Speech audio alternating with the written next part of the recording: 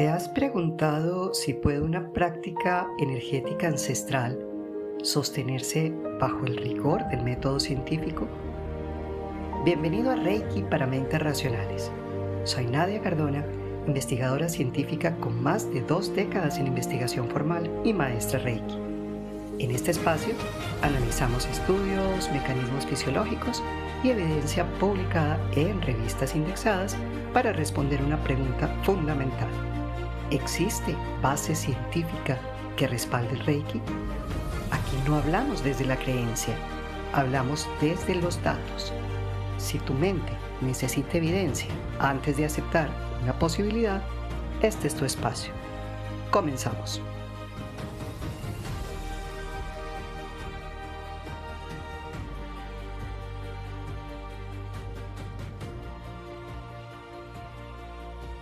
¿Sabías que existe un estudio clínico controlado donde el Reiki fue comparado contra un placebo en niños con leucemia? Y no estamos hablando de percepciones subjetivas sin control. Estamos hablando de un ensayo clínico aleatorizado doble ciego. Pero aquí viene lo interesante, los resultados no son lo que muchos esperan y hoy vamos a desmenuzar este estudio desde la ciencia, sin exagerar, pero tampoco minimizándolo. Porque si queremos que el Reiki tenga un lugar en el mundo profesional, tenemos que hablar el idioma que ese mundo entiende.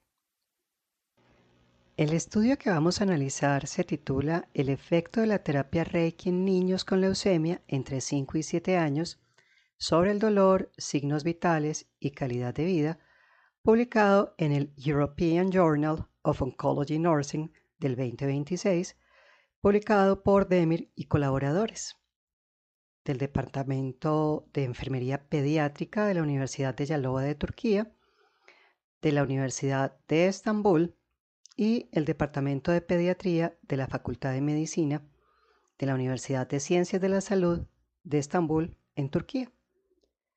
Tiene un factor de impacto de 2.7, un SIDE score de 4.4 y un SJR de 0.93 que lo ubica entre Q1 y Q2. Está indexado en Scopus, en Web of Science y en PubMed.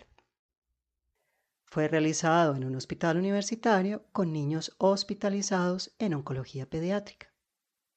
Y aquí hay algo clave. No es un estudio observacional, es un ensayo experimental con un control real. Y el objetivo era claro: evaluar si el Reiki tiene efectos medibles en el dolor, en signos vitales y en la calidad de vida. Les puedo adelantar que el mejor grupo fue el Reiki porque disminuyó el dolor y mejoró la calidad de vida. Ahora, vamos al ensayo. Los autores explican cómo la leucemia es una neoplasia maligna que es frecuente en la infancia y, aunque las tasas de supervivencia han aumentado, los niños, infortunadamente, suelen experimentar síntomas graves como el dolor por la enfermedad, pero también por la quimioterapia, y esto deteriora la calidad de vida. El Reiki es una terapia complementaria que no es invasiva y que busca equilibrar al usuario mediante la imposición de manos para promover su salud. Este estudio lo justifican por la falta de investigación previa sobre el efecto del Reiki específicamente en niños con leucemia.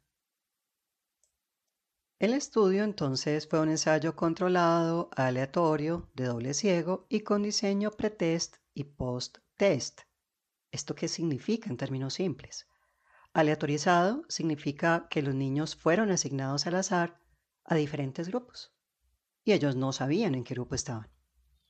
Controlado significa que hubo comparación entre grupos y doble ciego significa que los niños y los papás no sabían si estaban recibiendo Reiki real o simulado, que fueron los tratamientos, y la enfermera que tomaba las medidas del dolor y de los signos vitales tampoco sabía a qué grupo pertenecía cada niño. Así, los prejuicios no podían afectar los números. Esto se hizo para que el estudio fuera honesto y no hubiera favoritismos. Ahora, Se trabajó con 66 niños, 22 por grupo, ya enseguida explico cuáles son los grupos, entre 5 y 7 años hospitalizados en unidades de oncología pediátrica en Turquía. Hubo entonces 3 grupos. El primero fue el grupo Reiki, que recibió terapia por parte de un experto certificado. Los niños recibieron Reiki durante 20 a 30 minutos diarios por 3 días consecutivos. Obviamente el reikista no tocaba al niño. ¿Quién aplicaba el Reiki? Fue un investigador capacitado con cerca de 5 años de experiencia, quien hacía esta terapia energética en el tiempo que les indiqué anteriormente, en diferentes partes del cuerpo, con intención de conexión y envío de energía y también con meditación. Esto es importante porque no cualquier persona estaba haciendo la intervención. Había una intención de mantener consistencia en la aplicación y era un reikista experto. El segundo grupo se denominó grupo pseudo-reiki o placebo o simulacro y consistía en que una enfermera sin formación en reiki imitó las posiciones de las manos, pero sin ningún tipo de intención terapéutica ni conexión energética. Y estaba el tercer grupo, que era el control, en donde cada chico solo descansaba en la cama sin intervención adicional. Es importante agregar que los 3 grupos continuaron recibiendo los tratamientos propios de su enfermedad. ¿Qué midieron y cómo lo midieron? A lo largo de 3 días seguidos, entonces, midieron 3 cosas principales antes de comenzar el experimento y después de cada sesión. Revisaron entonces los signos vitales, es decir, el pulso, la respiración y el oxígeno, con dispositivos médicos. Midieron el dolor. Para esto utilizaron una escala de dolor conocida como Wong-Baker o WPS para que los niños pudieran explicar fácilmente qué tanto les dolía. Ahora, ¿cómo es esa escala? Obviamente, por ser niños, no utilizan palabras complicadas, sino dibujos de rostros que los niños pueden identificar fácilmente. La puntuación va de 0 a 10, en donde 0 es una carita muy feliz, significa que el niño no siente dolor, y la puntuación máxima de 10, que es una carita llorando, representa el dolor más fuerte posible. Es decir, un dolor insoportable. Para asegurarse de que la medición fuera exacta, el estudio no solamente fue contestado por el niño, sino que hicieron un doble chequeo. Entonces, se pedía al pequeño que señalara la cara, pero también la madre, que evaluaba al niño utilizando la misma escala, basándose en lo que ella veía en el hijo. También evaluaron la calidad de vida. Usaron cuestionarios especiales para saber cómo se sentían emocionalmente y cómo iba su día en el hospital, con un formulario del Inventario de Calidad de Vida Pediátrica, conocido como PETS-QL 3.0 del módulo de cáncer.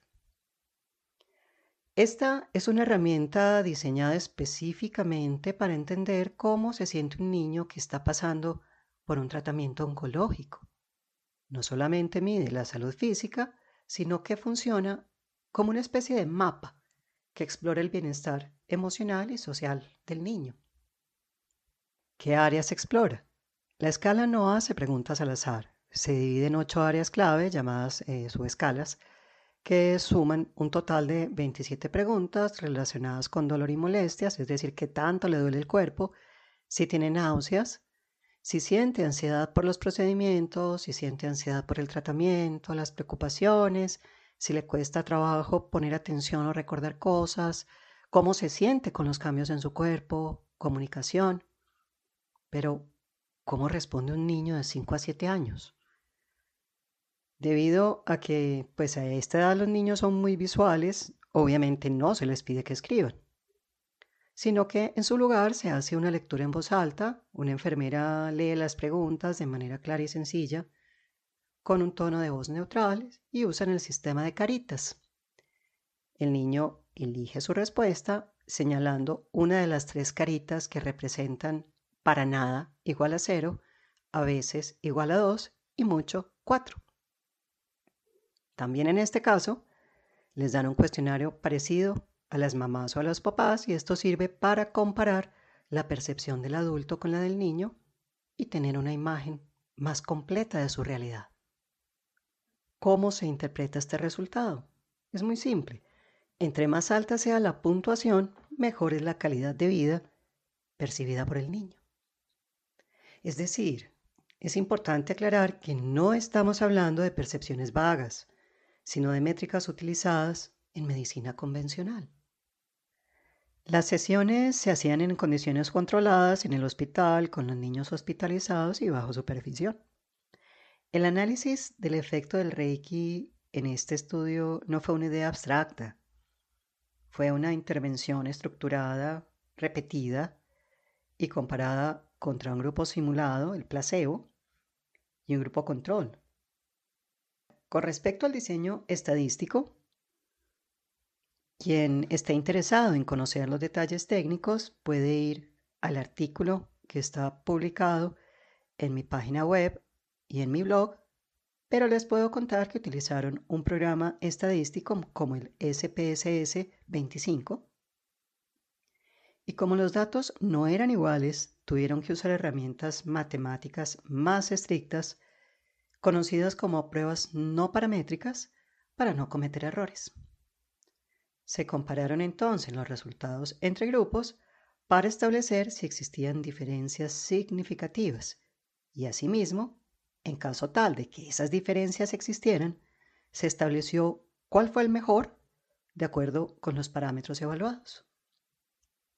Los investigadores usaron filtros matemáticos muy estrictos para tener la seguridad de que los beneficios que vieron en los niños fueran reales y no simples coincidencias. Vamos a los resultados. Aquí empieza lo interesante.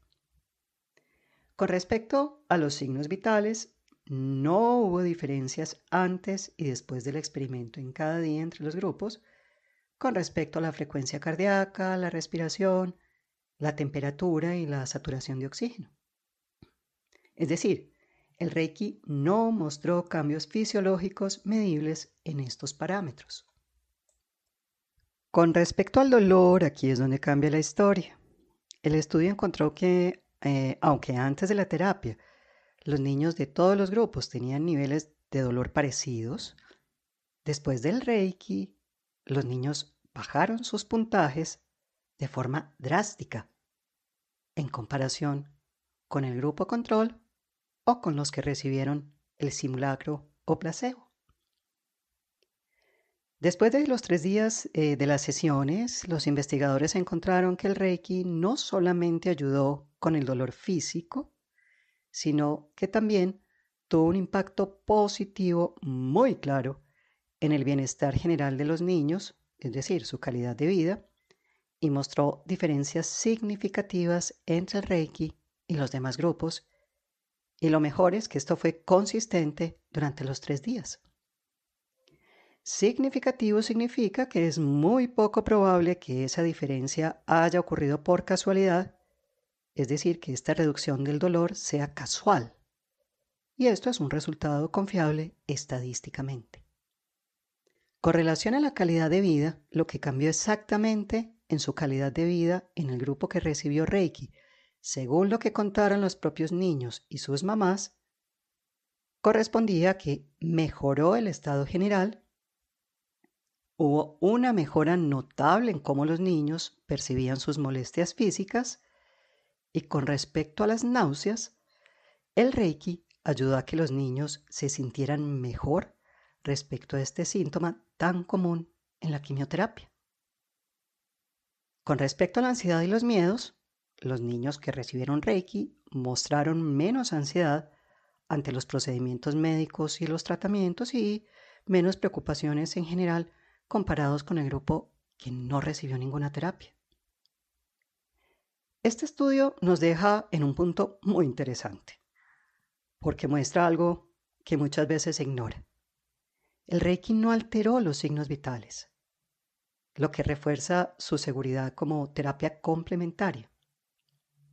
Ahora, de acuerdo con esto, el Reiki es efectivo para reducir el dolor y mejorar la calidad de vida en niños de 5 a 7 años con leucemia.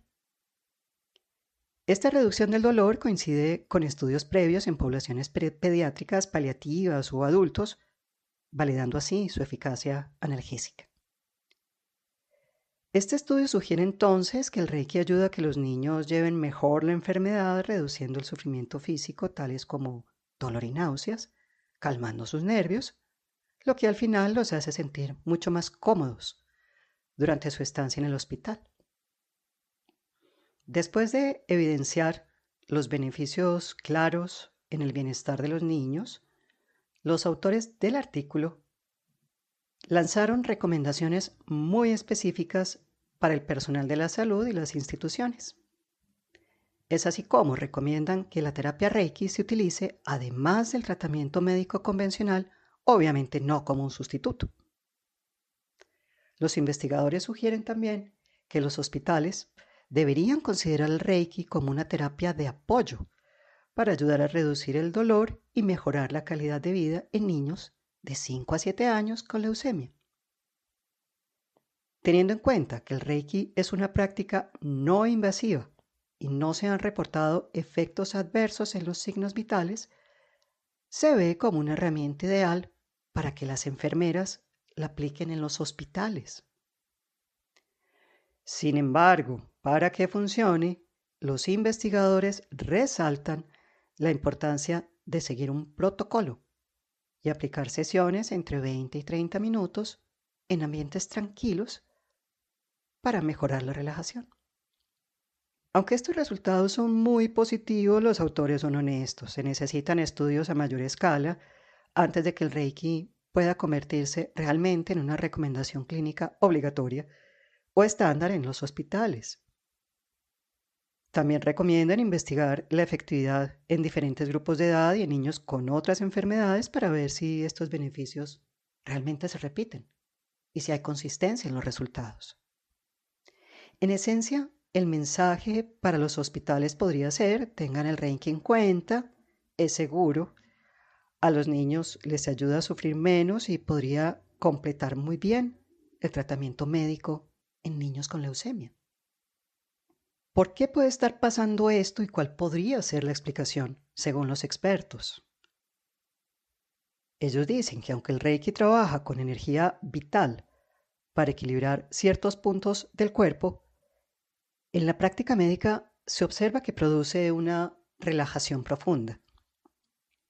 Estudios previos que citan también en el artículo mencionan que cuando el niño se siente aliviado y relajado, la capacidad para afrontar el dolor y el malestar físico aumenta considerablemente. Al reducir el estrés, el cuerpo no está en alerta máxima, lo que ayuda a que síntomas como las náuseas o el pulso acelerado se estabilicen. Puede haber una modulación neuropsicológica del dolor y podría tener un efecto energético, pero es una hipótesis que aún está en estudio. La investigación destaca que el Reiki no debe sustituir al tratamiento médico, sino que es una herramienta poderosa para que el paciente se sienta mejor mientras recibe su quimioterapia. ¿Qué limitaciones hay? Realmente se hizo en un corto plazo, 3 días. Esto implica que no sabemos si los efectos se mantienen en el tiempo y tampoco sabemos qué pasaría con semanas o meses del tratamiento. Otra limitación es que se realizó en una población muy específica porque solamente fueron niños entre 5 y 7 años con leucemia y esto limita mucho la generalización porque no sabemos si aplica igual en el adulto, si hay de pronto posibilidades de que actúe igual en otros tipos de enfermedades ni en otros contextos emocionales. Los autores también dicen que una limitante fueron las variables porque se evaluó dolor y calidad de vida, aun cuando estas fueron validadas clínicamente. Otro aspecto que mencionan como limitante es la imposibilidad del ciego total. Aunque fue doble ciego en medición, el terapeuta sí sabía que estaba aplicando Reiki, él sí conocía cuáles eran los niños que eran placebo y control. Pudo haber sido que se introdujeron sesgos inconscientes o diferencias en intención o de comportamiento. Otro aspecto es que el tamaño de la muestra fue limitado. Se trabajó con 66 niños y aunque es aceptable, sigue siendo una muestra relativamente pequeña para conclusiones amplias. Quizá la limitación más importante a la que hacen referencia es que falta explicación del mecanismo. El estudio muestra que algo pasa, pero no puede explicar por qué pasa y no hay claridad sobre los mecanismos biológicos, y esto necesita ser estudiado. Otra de las limitaciones fue el contexto hospitalario controlado porque el estudio se realizó en un entorno muy específico, en un hospital con supervisión constante, con condiciones controladas, y pues esto no necesariamente reflejaría cómo se aplica el Reiki en la vida cotidiana, en niños con leucemia, en la vida real, aunque brinda pautas para iniciar programas de aplicación de Reiki en niños con leucemia en hospitales. Este estudio abre una puerta interesante, pero todavía no nos dice qué hay más allá. Porque en ciencia, demostrar que algo ocurre es solo el primer paso. Entender por qué ocurre es donde empieza la verdadera conversación. La discusión ya no es si el Reiki funciona o no en términos absolutos. La pregunta correcta es, ¿en qué dimensiones funciona y cómo lo integramos de manera responsable? Porque cuando logras reducir el dolor de un niño con leucemia, aunque no cambie su frecuencia cardíaca, estás cambiando su experiencia de vida. Y eso también es medicina. Si eres un profesional que quiere entender el Reiki sin dejar de lado la ciencia, este espacio es para ti. Sigue este podcast, compártelo con alguien escéptico y sobre todo, cuestiona, investiga y comienza a conocer la existencia de otras alternativas para buscar el bienestar. Porque el puente entre la ciencia y la energía no se construye con creencias, se construye con evidencia, conversación y apertura.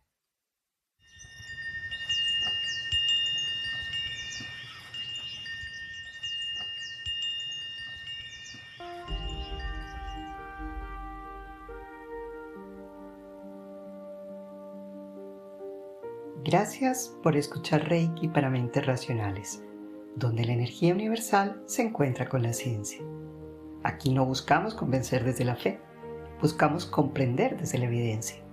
Si este episodio aportó claridad, suscríbete al podcast y activa las notificaciones para no perderte los próximos análisis científicos sobre Reiki.